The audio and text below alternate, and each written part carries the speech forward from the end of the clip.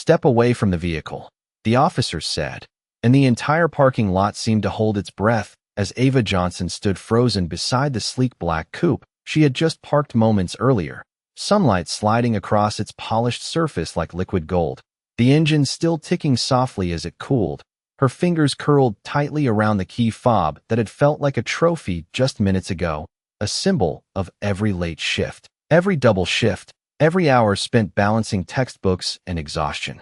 Now suddenly heavy in her palm as 3 police cruisers formed a silent wall around her, doors opening in sharp unison, uniforms stepping out with measured certainty, their presence filling the air with something colder than the breeze drifting between the rows of cars. Ava blinked once, steadying her breath. "There must be a mistake," she said, her voice calm but firm, the kind of calm that comes from knowing you've done nothing wrong. Yet the words seemed to disappear before they could land, swallowed by the low murmur of gathering onlookers, phones already rising, cameras already searching for a story.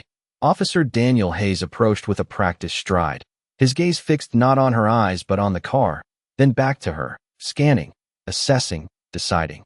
"This vehicle was reported stolen," he said, each word clipped, official, final, the statement hanging in the air like a verdict already delivered. Ava's grip tightened around the keys, her heart thudding once, hard, but her posture didn't break. "It's mine," she replied, lifting her chin slightly, the sunlight catching the edge of her face, highlighting the quiet resolve there.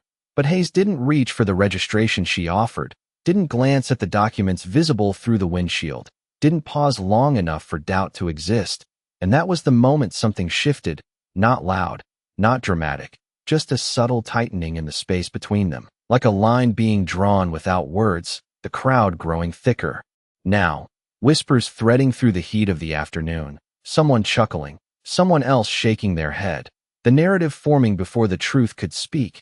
Ava felt it all without looking, the weight of assumption pressing in from every direction, yet she stood still, shoulders squared, breathing slow, as if anchoring herself to something deeper than the moment. "You can verify it," she said again, quieter this time, but no less certain. Her voice cutting clean through the noise, and for a fraction of a second, just a fraction, Hayes hesitated, not enough to change course, but enough to reveal the smallest crack in the certainty he carried, the kind of hesitation that would matter later, long after the lights dimmed and the cameras stopped recording, because somewhere behind the raised phones and half-heard laughter, someone had already started watching more closely. Someone who would remember exactly how this moment unfolded, and exactly who chose not to see what was right in front of them. Ava did not move, even as the circle around her tightened, even as the soft hum of conversation grew into something sharper, something edged with judgment. She kept her eyes level, not on the officer, not on the crowd, but on the reflection in the car window where her own face looked back at her, steady, composed, as if reminding her who she was before this moment tried to rewrite it, the key fob still pressed into her palm. Warm now from the tension in her grip, she remembered the dealership. That morning, the smell of leather and polish, the salesman's surprised smile when she said she would pay in full, the way the pen felt in her hand as she signed her name, Ava Johnson, clear and deliberate, a name she had carried through scholarship forms, job applications, long nights at a 24-hour diner where the coffee never stopped pouring, and neither did she. 2 years of saving, of choosing textbooks over sleep and overtime over weekends, all condensed into the quiet click of that. He unlocking the car that now sat behind her like evidence in a story she did not recognize. "I have the paperwork," she said, shifting slightly, careful, controlled, as if any sudden movement might shatter the fragile space she was trying to hold together. She reached toward her bag slowly, deliberately, her fingers brushing the zipper, but before she could open it, Officer Hayes stepped closer, not aggressive, not loud, just firm in a way that left no room for interpretation. "Do not reach for anything," he said, and the words settled over the moment like a lid, sealing it shut. Ava paused, her hand hovering, then lowering again, the smallest exhale escaping her lips, not defeat, not fear, just restraint, the kind that comes from understanding that sometimes being right is not enough in the moment. Around them, the cameras kept rolling, capturing angles, fragments, expressions. Someone whispered, She looks too calm. Another voice answered. That is what they always say.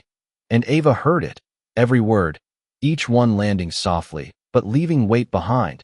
She straightened slightly, her shoulders aligning, her voice finding its center again. You can run the plate, she said, clearer now, louder without raising her tone, a statement, not a plea. Hayes glanced briefly at the car, then back at her, his jaw tightening just enough to show he had heard her. But the hesitation did not last. It never did. Procedure, assumption, instinct, whatever guided him moved faster than doubt, and the space between what was visible and what was believed remained untouched. Somewhere near the edge of the crowd, a man adjusted his phone, zooming in, his screen catching the reflection of the license plate, the VIN number etched faintly beneath the windshield. Details that meant nothing to most, but everything to someone who knew where to look. Ava did not see him, did not know that this moment was already beginning to stretch beyond the parking lot, beyond the heat and the murmurs and the flashing lights, into something larger, something that would not stay contained. She only knew that she had told the truth, and that the truth, for now, was still waiting to be heard. The air shifted again, subtle but unmistakable, like the moment before a storm decides to break. Ava felt it not through movement, but through silence, the kind that thickens when something unseen begins to turn. Officer Hayes reached for his radio, his voice low and controlled as he called in the plate number, each digit spoken clearly, methodically, the numbers hanging in the air between them. Ava listened without reacting, her eyes drifting briefly toward the front of the car where the sunlight now hit the windshield at a sharper angle, revealing faint lines, small details etched into the glass that most people would never notice. But she knew them. She had traced them with her eyes earlier that day while waiting for the paperwork to finalize. A quiet habit, memorizing what was hers, grounding herself in something real. The radio crackled back, static first, then a voice, distant, official, confirming the inquiry was being processed. Seconds stretched, long enough for doubt to breathe, but not long enough for it to speak. Around them, the crowd leaned in without moving closer, attention tightening like a lens, phones still raised, capturing not just the scene but the waiting, the tension, the question that no one was saying out loud. Ava's fingers relaxed slightly around the key fob, the pressure easing as if her body understood something her mind had already accepted. The truth does not rush. It arrives when it is ready. Hayes shifted his weight, one hand resting near his belt, his gaze flicking once more toward Ava, searching, not for evidence, but for inconsistency, for something that would justify what had already been set in motion. But Ava gave him nothing, no hesitation, no contradiction, just the same steady presence that had been there from the beginning. The radio crackled again, louder this time, the voice on the other end clearer, sharper, cutting through the air with a tone that carried more than information. It carried direction. Hayes listened, his expression tightening, not dramatically, just enough to signal that something had changed, a detail out of place, a line that did not match the story he had already accepted. He turned slightly, angling his body away as if to contain the conversation, but it was too late for that. The moment had already begun to slip beyond his control. Ava watched him now, not with challenge, not with triumph, but with quiet awareness, the kind that comes from recognizing the exact second when power starts to shift, not loudly, not publicly, but internally, where decisions are made and unmade, where certainty begins to unravel, somewhere behind the line of spectators. The man with the phone lowered it just enough to glance at his screen, his brow furrowing as he replayed the clip he had just captured, zooming in on the license plate, the timestamp, the reflection of the dealership sticker still visible in the corner of the windshield, details aligning, forming a different narrative, one that had not been considered when the first assumption was made. And as the radio fell silent again, the space between Ava and Officer Hayes felt different, not resolved, not yet, but no longer fixed. Something had moved, something small but irreversible, and everyone present, whether they realized it or not, was now standing inside a moment that was about to be remembered very differently than it began. The silence did not break all at once. It shifted, inch by inch, like a weight being slowly lifted but not yet released. Officer Hayes lowered the radio slightly, his fingers tightening around it, as if holding on to something that no longer felt as certain as it had moments ago. The voice that had come through was still echoing in his head, not loud, not accusatory, just precise, confirming details that did not align with the report he had received earlier, the kind of mismatch that does not shout but lingers, demanding to be acknowledged. Ava saw it in the way his shoulders adjusted, in the way his stance lost a fraction of its rigidity, small changes, almost invisible unless you were looking for them. And she was, because she had nothing else to rely on but observation and patience. "Run it again," he said into the radio, quieter this time, more controlled, as if trying to regain ground that was already shifting beneath him. The request hung in the air, and for the first time since the cruisers arrived, there was a pause that belonged to no one, not to authority, not to assumption, just to uncertainty. The crowd felt it too. The murmurs softening, curiosity replacing confidence, phones still raised, but now searching for something different, not a spectacle, but an answer. Ava let her breath settle deeper into her chest, slow and even, her eyes no longer fixed on the reflection, but on Hayes himself. Not confrontational, not defiant, just present, fully present, the kind of presence that does not demand attention but holds it anyway. Across the hood of the car, the sunlight had shifted again, now catching the dealership sticker more clearly, the name printed in clean, bold letters, a detail that had been there the entire time, unnoticed, or perhaps unconsidered. Somewhere behind the line of spectators, a woman stepped slightly forward, her voice hesitant but clear enough to carry. "I was there this morning," she said, not loudly, not dramatically, just enough to be heard. She bought it. The words did not land like a shout. They landed like a stone dropped into still water, rippling outward, changing the surface of everything. Hayes turned his head toward the voice, his expression tightening again, but differently now, not with certainty, but with calculation, weighing, reassessing. The second response from dispatch came through, clearer, firmer, confirming ownership details that matched Ava Johnson. The name spoken through the static like a correction written over a mistake. And for a moment, no one moved. Not the officers, not the crowd, not even Ava. Because this was the moment where everything that had been assumed met everything that was true. And the space between those two things narrowed to almost nothing. Ava did not speak. She did not need to. Her silence now carried more weight than any explanation could. Hayes lowered the radio completely this time, his jaw set, his eyes shifting back to Ava, meeting hers for the first time without looking past her. And in that brief, quiet exchange, something undeniable passed between them. Not agreement, not apology, but recognition, the kind that arrives too late to stop what has already happened but early enough to understand it. And around them, the cameras kept recording, but the story they were capturing had already begun to change. No one spoke at first, not because there was nothing to say, but because the truth had arrived too clearly, too undeniably, and it left no room for the version of events that had just unfolded minutes ago. Ava felt the shift settle into the air like a quiet verdict, heavier than the sirens, heavier than the murmurs. Her wrists still held close, her posture unchanged, but something inside the moment had realigned. Officer Hayes exhaled slowly, a controlled breath that did not quite hide the recalibration happening behind his eyes. He glanced toward the other officers, a brief exchange without words, a shared understanding that what had seemed certain was no longer defensible. The second officer stepped slightly back, his stance loosening, the edge of authority softening into something more procedural, less absolute. Hayes finally spoke, his voice lower now, stripped of its earlier finality. "We are going to sort this out," he said, but the words sounded different this time, not like a command, more like a correction arriving late. Ava did not respond immediately. She did not rush to fill the silence, because she understood that this moment was not about speaking louder. It was about being undeniable. She slowly opened her hand, the key fob visible now, small, ordinary, yet carrying the weight of everything that had been questioned. She held it steady, not as proof, but as presence. Something real in a moment that had tried to turn her into something else. Around them, the crowd shifted again, the tone changing, whispers turning into low conversations, someone muttering, "They got it wrong."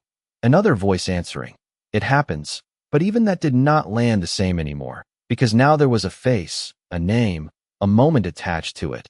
The distance that makes mistakes easy was gone. The man with the phone stepped closer to the edge of the scene, his screen still recording, but his expression no longer.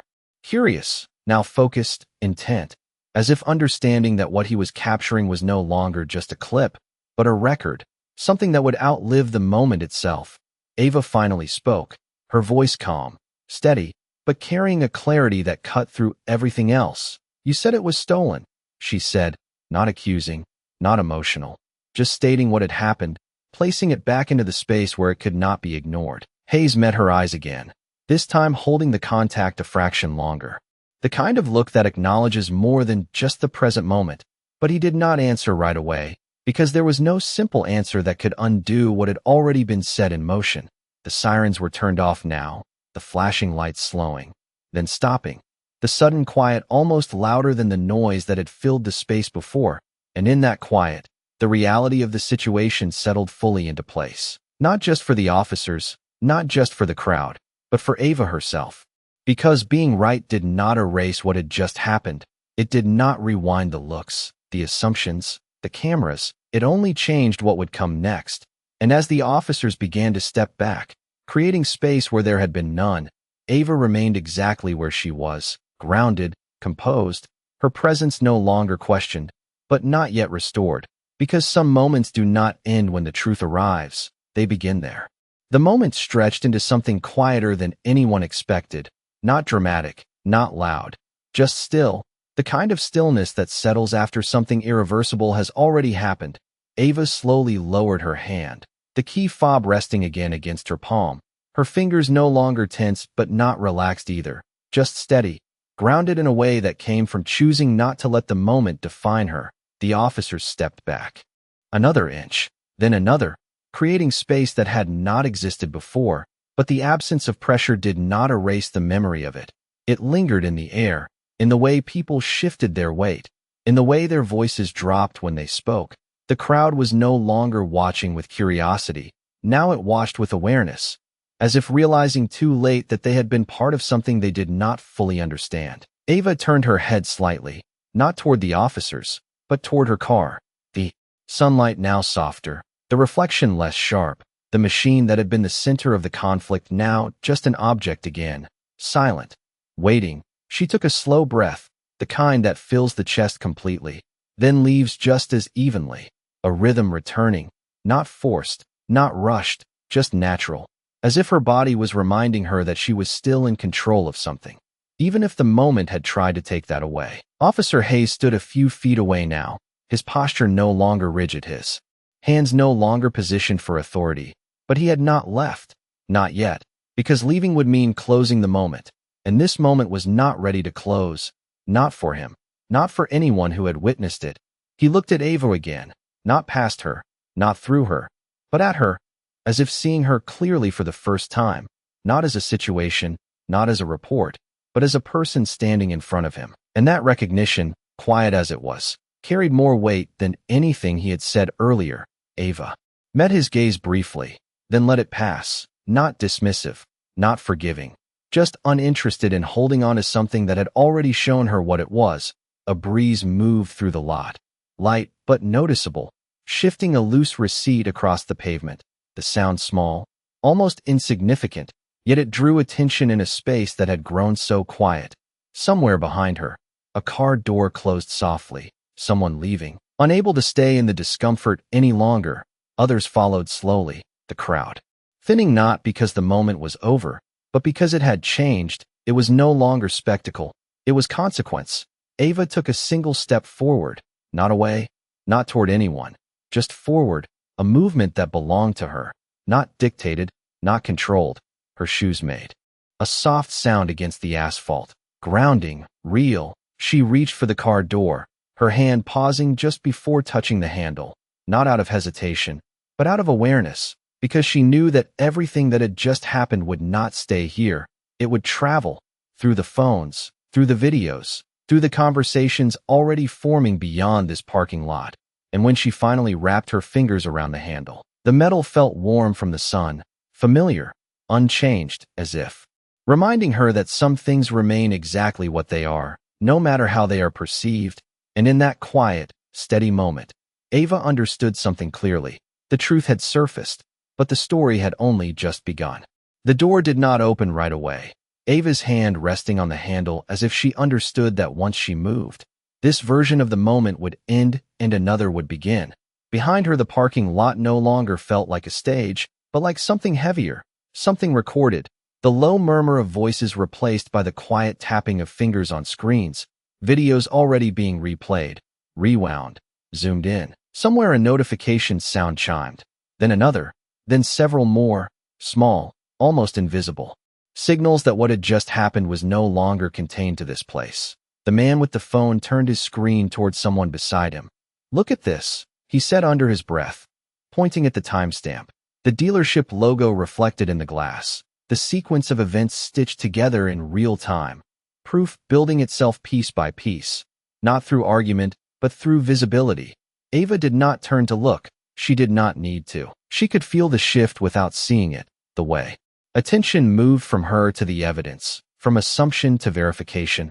Officer Hayes heard it too. Not the words themselves, but the change in tone, the quiet certainty forming in the crowd. He glanced over his shoulder, catching a glimpse of a screen, then another, each one reflecting the same moment from a slightly different angle. His jaw tightened again, not in control this time, but in recognition. Because this was no longer just a situation to resolve, it was something that would follow him beyond this afternoon, beyond this parking lot, into reports, into reviews, into conversations he could not control. Ava finally pulled the door open, the soft click sounding louder than it should have in the stillness. The interior of the car greeted her with the same scent as before, leather and new beginnings, untouched by everything that had just unfolded outside. She paused, one foot inside, one still on the pavement, a space between where she had been and where she was going. And in that space, she looked up once more, not at Hayes, not at the officers, but at the horizon beyond the rows of cars. The sun lower now, casting longer shadows, stretching everything into something more defined. Her reflection faintly visible in the side mirror, steady, unchanged. Behind her, Hayes took a step back, then another, creating distance not just physically but symbolically, as if understanding that proximity no longer gave him control over the narrative. The radio at his side remained silent, no new instructions, no corrections, because the correction had already happened, not through command, but through exposure. Ava slid into the driver's seat slowly, deliberately, her hands resting on the steering wheel for a moment before turning the engine on. The sound smooth, familiar, grounding, a quiet contrast to everything that had come before. She did not rush, did not accelerate. She simply sat there for a second, breathing, letting the moment settle into something she could carry, something she could understand later. And as she finally eased the car forward, rolling past the space where she had stood, past the officers, past the fading crowd, the cameras followed her, not with accusation anymore, but with attention, with recognition, and somewhere behind her, unseen but already in motion, the story continued to spread, growing beyond this single moment, beyond this single misunderstanding, into something that would demand more than silence to resolve. The road ahead opened quietly, stretching beyond the parking lot like nothing had happened, but everything had. Ava kept her hands steady on the wheel, her eyes forward, the city moving around her in its usual rhythm, unaware, and yet already changing because of what had just unfolded.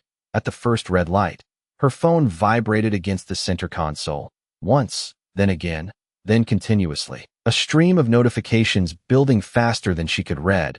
She did not reach for it right away. She let it sit there, buzzing, insistent, like the world trying to catch up to a truth it had almost ignored. The light turned green. She moved forward, smooth, controlled, the car responding to her touch the same way it had that morning. Predictable, reliable, hers. A few blocks later, she pulled into a quiet side street and finally glanced at the screen. The video was already there, her face frozen in the frame, the moment captured from multiple angles, captions forming, comments multiplying, some shocked, some apologetic, some defensive. The narrative shifting in real time, no longer a question of what happened, but why it happened. She scrolled once, then stopped, her thumb hovering, not out of curiosity, but out of recognition.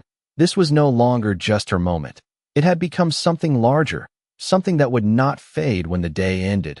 Across town, in a small office lined with dark wood shelves and neatly stacked case files, a television flickered with the same footage, muted but unmistakable. A man in his 40s leaned forward slightly, his expression sharpening as he watched the sequence unfold. The stop, the assumption, the hesitation, the correction. He did not rush to speak, did not reach for the remote. He simply watched, absorbing every detail, the kind that most people missed but that he knew mattered: procedure, timing, language, everything that would later be questioned. His phone buzzed once, then again, a message appearing from a colleague. "Have you seen this?" He did not reply immediately, because he already had, and he was already thinking beyond the clip, beyond the moment, into what it meant. Back in the car, Ava set her phone down again, the screen still lighting up with new alerts. She leaned back slightly in her seat, the leather cool against her shoulders now, the tension in her body easing, not because everything was resolved, but because something had been revealed, something that could not be unseen. She closed her eyes for a brief second, just long enough to breathe without interruption, then opened them again. Clearer, more focused, the reflection in the rearview mirror showed her face exactly as it was, not defined by the moment, not diminished by it, just present. Behind her, far beyond the street she now sat on, the story continued to move, through screens, through conversations, through people who had never met her but were now forming opinions, asking questions, demanding answers, and somewhere within that growing wave, decisions were already beginning to take shape. Calls that would be made, statements that would be requested, actions that would follow. Ava reached for the ignition again, not to start, but to confirm, the quiet hum beneath her hand grounding her once more. And as she pulled back onto the road, merging into the flow of traffic, she did not look back, because whatever came next was no longer behind her. It was already on its way. The night came quietly, not with noise or urgency, but with a slow settling of light into shadow. Ava's car gliding through the city streets as the last of the sun slipped below the skyline, the glow of streetlights reflecting softly across the windshield. Inside, everything was calm, the steady rhythm of the engine, the faint hum of tires against asphalt, a contrast so complete it almost felt unreal compared to what the day had held. She pulled into her apartment complex, the familiar layout of parked cars and dim hallway lights grounding her in something unchanged, something hers. She turned off the engine and sat there for a moment, hands resting lightly on the steering wheel, the silence wrapping around her like a pause she had not been able to take earlier. Her phone lit up again on the console, not buzzing this time, just glowing, a quiet persistence. She picked it up slowly, her thumb brushing the screen, the video now everywhere, millions of views climbing by the second, headlines forming, phrases repeating, her name appearing in captions she had not written, in narratives she had not chosen. She watched a few seconds, just enough to see the moment again, the stillness in her posture, the certainty in her voice. Then she locked the screen and set the phone down, not out of avoidance, but out of clarity, because she understood something now that the moment had passed. This was never just about a car, never just about a misunderstanding. It was about being seen, or not seen, about how quickly a story could be written without her, and how much it took to rewrite it with truth. Upstairs, in her small apartment, the lights were soft, the space quiet. She placed her keys on the counter, the sound small but final, like a line being drawn between what had happened and what would come next. Across the city, in offices and homes and screens lit in the dark, conversations were still unfolding, statements being drafted, decisions forming. The man in the office leaned back in his chair, the footage paused on his screen, Ava's face steady in the frame. He reached for his phone, not with hesitation, but with purpose, because some moments do not end when they are over. They expand, they demand response. And back in her apartment, Ava stood by the window, looking out at the quiet street below. The same street she had walked 100 times, now unchanged and yet entirely different. She rested her hand lightly against the glass, cool, solid, real, her reflection faint beside the city lights, not broken, not shaken, just present.